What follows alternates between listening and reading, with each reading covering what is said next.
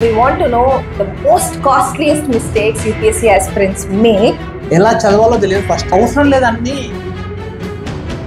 యూపీఎస్సీలో topics repeat అవుతాయండి, direction లేకుండా వెళ్ళిపోద్ది ప్రిపరేషన్. చాలా మందికి అర్థం కాని విషయం ఏంటి అంటే యూపీఎస్సీ అనేది 3 levels of exam. Last mistake note this point.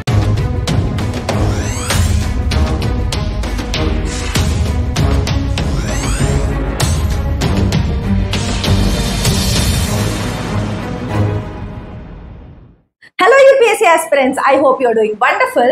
Do you know most of the UPSC aspirants fail even before they start the preparation? Do you know why? Because they make deadliest mistakes. Vikram sir is with us to guide you on those mistakes. So let's get started. Namaste Vikram sir. Namaste.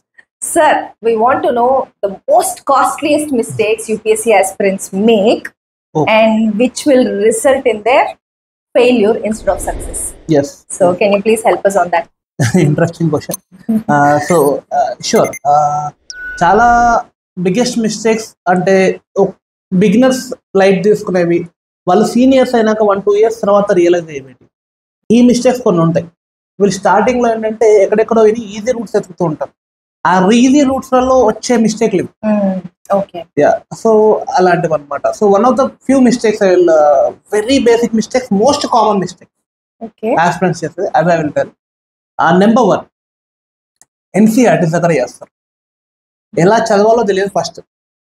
అంటే ఒక 6th class పిల్లలు చదివేది వాడు 12 years ఉంటుంది వాళ్ళకి age. వాళ్ళు ఒక academic pass అవ్వడానికి చదువుతూ ఉంటారు. యూపీఎస్సీకి ఎట్లా అప్లై చేయాలి మనకు ఐడియా లేకుండా చదివేస్తూ ఉంటాం సొంతంగా చదవాలని చెప్పేసి. సో అది ఎలా చదవాలో తెలుసుకోకుండా చదువుతాం.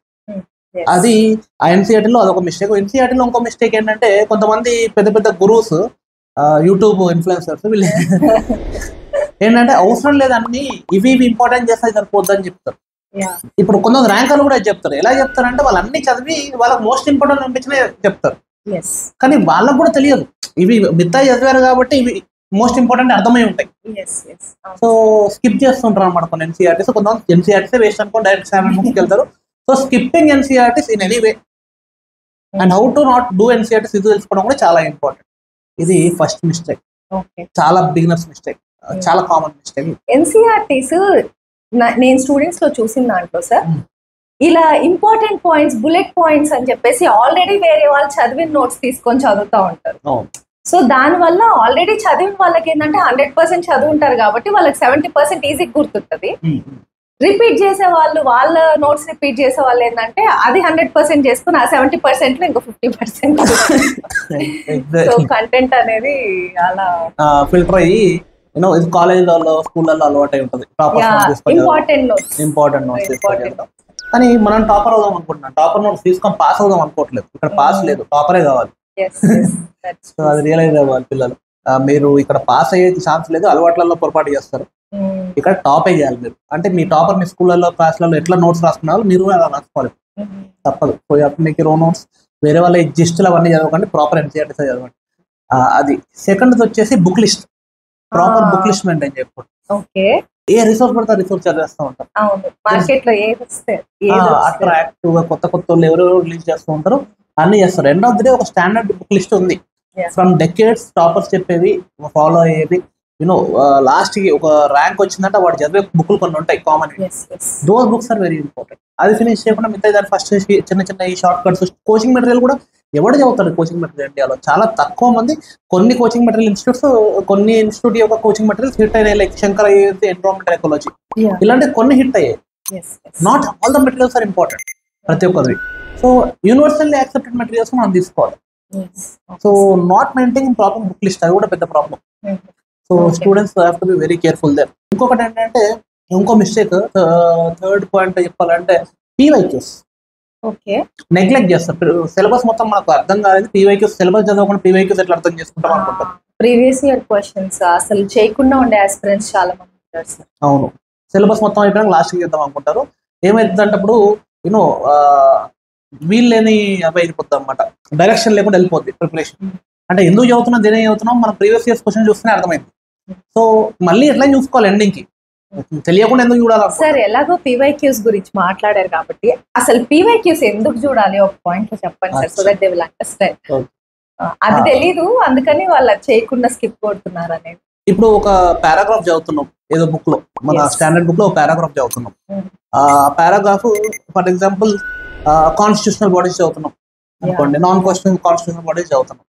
పీవైక్యూస్ చూసినప్పుడు ఏంటంటే, ప్రిలిమ్స్ లో అయినా మెయిన్స్ లో చూసినప్పుడు ఏంటంటే, ఈ టాపిక్ ఎందుకు ఇంపార్టెంట్, దాన్ని ఎలా అడుగుతాడు, దానిలోంచి అది ఏది ఇంపార్టెంట్ అంటే వచ్చిందా లేదా ఎప్పుడైనా మైండ్ లో ఉంటుంది. లాస్ట్ 10 years చూసుకుంటే వచ్చే ఉంటాయి కాన్స్టిట్యూషన్ బాడీస్, చాలా ఇవన్నీ చాలా ఇంపార్టెంట్ టాపిక్స్. సో అలాంటివి వచ్చే ఉంటాయి. ఎప్పుడు వచ్చింది ఏంటో మైండ్ లో స్ట్రైక్ అవ్వాలి, బ్రెయిన్ కి తెలియాలి అది ఇంపార్టెంట్ అని చెప్పి.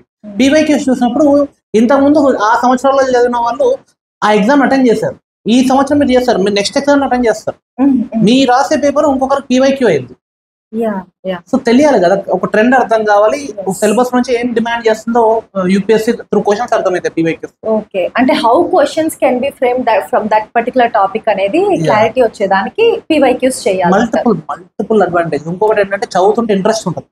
ఈ టాపిక్ ఇంతకుముందు ఆ ఇయర్ లో వచ్చింది, ఈ టాపిక్ దీనిలో వచ్చింది, సో ఇలాంటి టాపిక్ లో వచ్చే ఛాన్స్ ఉంది, నాకు కూడా వస్తుందేమో నేను రాసినప్పుడు. బ్రెయిన్ లో లింకేజ్ ఫామ్ అవుతా ఉంటది. అది ఒక వెల్ రౌండెడ్ అండర్స్టాండింగ్ ఇస్తుంది, టాపిక్ మీద ఇంట్రెస్ట్ కూడా మెయింటైన్ చేస్తుంది. ఎందుకంటే అది ఇంపార్టెంట్ అని నాకు తెలిసినప్పుడు మన అటెన్షన్ వేరేలా ఉంటుంది. సో తెలియకుండా చదివితే దేనికి చదువుతున్నామో దారి అర్థం కాదు. అర్థం చేసుకోవడానికి చదువుతున్నాం కరెక్టే, కానీ మల్టిపుల్ అడ్వాంటేజెస్. అర్థం చేసుకోవడానికి చదువుతారు, ఇంట్రెస్ట్ తో చదువుతారు, క్యూరియాసిటీ తో చదువుతారు, కానీ మార్కులు వస్తాయని కూడా కాన్సెప్ట్ యాడ్ అవుతుంది దీనికి. That will be huge impact. That's the main focus point. అవును, సో డైరెక్షన్ సెట్ చేస్తున్నాం అన్నమాట. మీకు కొన్ని టాపిక్స్, ఇట్లాంటి టాపిక్స్ నుంచి చాలా ఎక్కువ వస్తున్నాయి, కాన్సన్ట్రేట్ చేస్తాం కొంచెం ఎక్కువ. యూపీఎస్సీలో టాపిక్స్ రిపీట్ అవుతాయి అంటారు, క్వశ్చన్స్ రిపీట్ అవ్వవు. క్వశ్చన్స్ రిపీట్ అవ్వవు, బట్ టాపిక్స్ రిపీట్ అవుతాయి కాబట్టి టాపిక్స్ మీద అతను తిప్పి అడుగుతూ ఉంటాడు. కంటెంట్స్ ఏముంటది, క్వశ్చన్ డిమాండ్ అర్థం చేసుకోవాలి మనం, అంతే. ఇది చాలా ఇంపార్టెంట్ అయింది. సో అది మైండ్ లో చాలా బాగా పెట్టుకోండి. పీవైక్యూస్ నెగ్లెక్ట్ చేయకండి, స్టార్టింగ్ లో చేయండి, వచ్చిన కాకుండా సాల్వ్ చేయండి, దాని తర్వాత మళ్ళీ ఎండింగ్ లో కూడా కంపల్సరీ 10 years 20 years చేయాలి, బాగుంటుంది. Note this point. And neglecting answer writing ఇంకో పాయింట్. సార్, ఆన్సర్ రైటింగ్ అన్నారు కాబట్టి చాలా మంది స్టూడెంట్స్ కి ఉండే క్వశ్చన్, అసలు ఆన్సర్ రైటింగ్ ఫస్ట్ నుంచే స్టార్ట్ చేయాలా? ఎందుకంటే చాలా మందికి అర్థం కాని విషయం ఏంటి అంటే, యూపీఎస్సీ అనేది 3 levels of exam, prelims, mains and interview. చాలా మంది ఏమనుకుంటున్నారంటే, ప్రిలిమ్స్ అయిన తర్వాత నేను మెయిన్స్ కి ప్రిపేర్ అవుతాను, మెయిన్స్ అయిన తర్వాత ఇంటర్వ్యూ ప్రిపేర్ అవుతాను. Especially beginners, at least senior aspirants కి they will have an idea. But beginners ఎట్లా ఉంటున్నారంటే, చాలా మంది ఈ విధంగా ఆలోచిస్తున్నారు. సో అసలు ఆన్సర్ రైటింగ్ అనేది ఎప్పటి నుంచి స్టార్ట్ చేయాలి?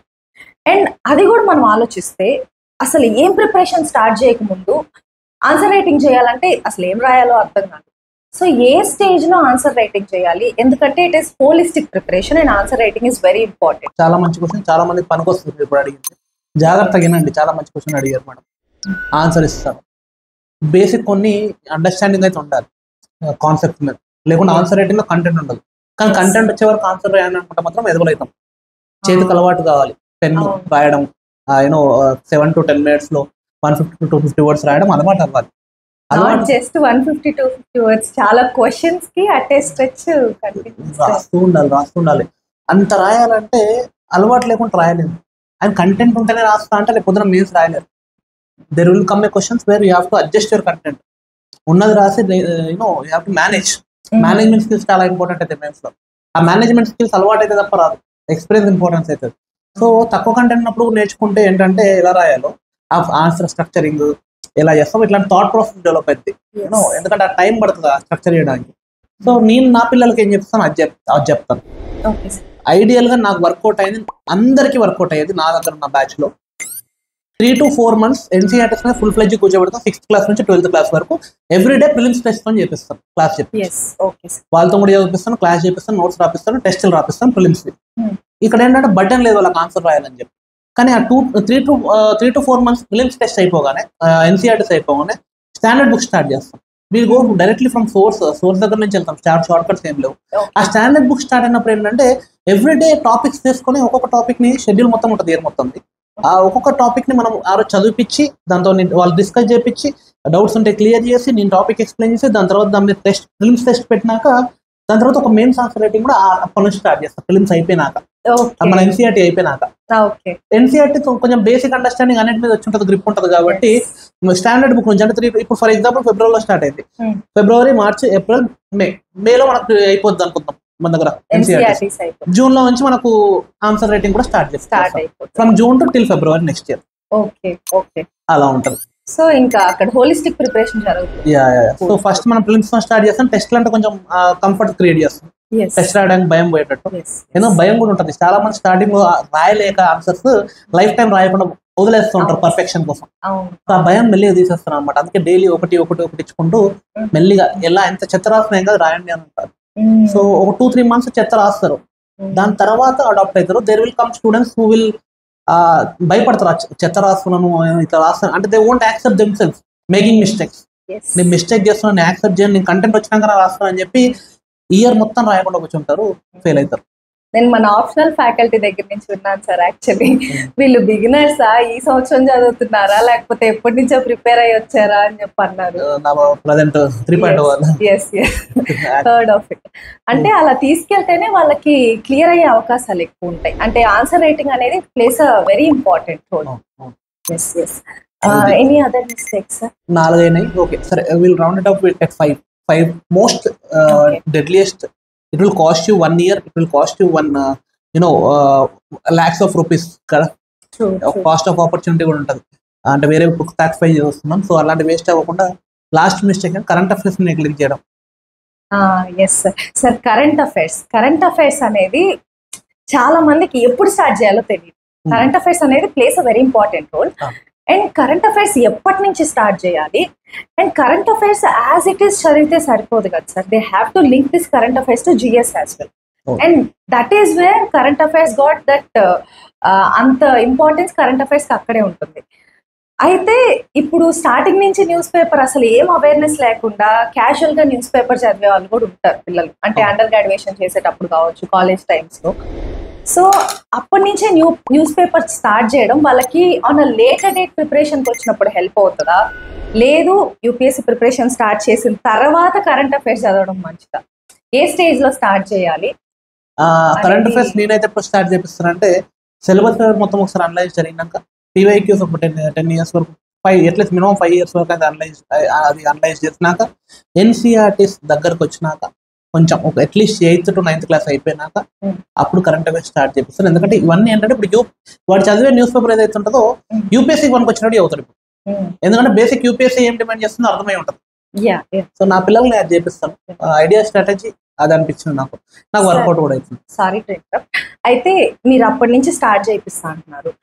ఎవరైతే UPSC ప్రిపరేషన్ లోకి రాకముందు నుంచే న్యూస్ పేపర్ చదువుతున్నారో వాళ్ళకి ఏమన్నా డిసడ్వాంటేజ్ అవుతుంది అంటారా? They have to change the perspective. Current affairs అది GS కి ఎలా పనికొస్తుంది,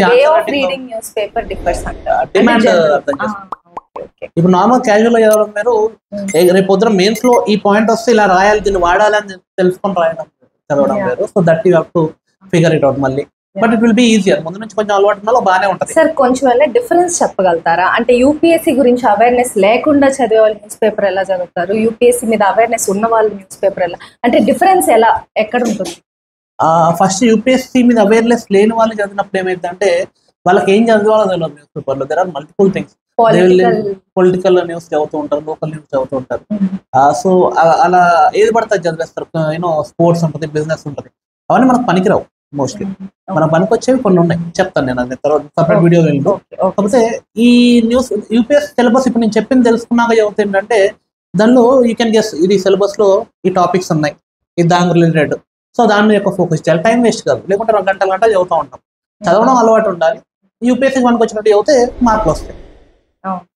అంతే కదా సార్. UPSC అవేర్నెస్ లేకుంటే ఎక్కువ ఇంట్రెస్టింగ్ ఏదైతే ఉందో అది చూస్తారు. మనకి ఏదైతే ఇంపార్టెంట్ ఎడిటోరియల్ ఉంటుందో అది అసలు చూడరు. అవసరం లేదు. స్పోర్ట్స్ న్యూస్, ఎంటర్టైన్మెంట్ వైజ్ చూడడం ఎక్కువ అవుతా ఉంటుంది.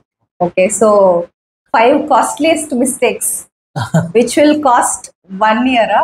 How many years possible? Repeat చేస్తా ఉంటే ఇయర్స్ వెళ్తానే ఉంటాయి. దాటకుండా ఈ మిస్టేక్స్ అవాయిడ్ చేయకుండా మాత్రం కంపల్సరీ రిపీట్ అవుతుంది. ఇయర్స్ ఎన్ని ఇయర్స్ అయినా రిపీట్, ఎన్ని అటెంప్ట్స్ అయినా రిపీట్ అవుతా ఉంటాయి. So students be aware of these mistakes, especially book list and newspaper, previous year questions,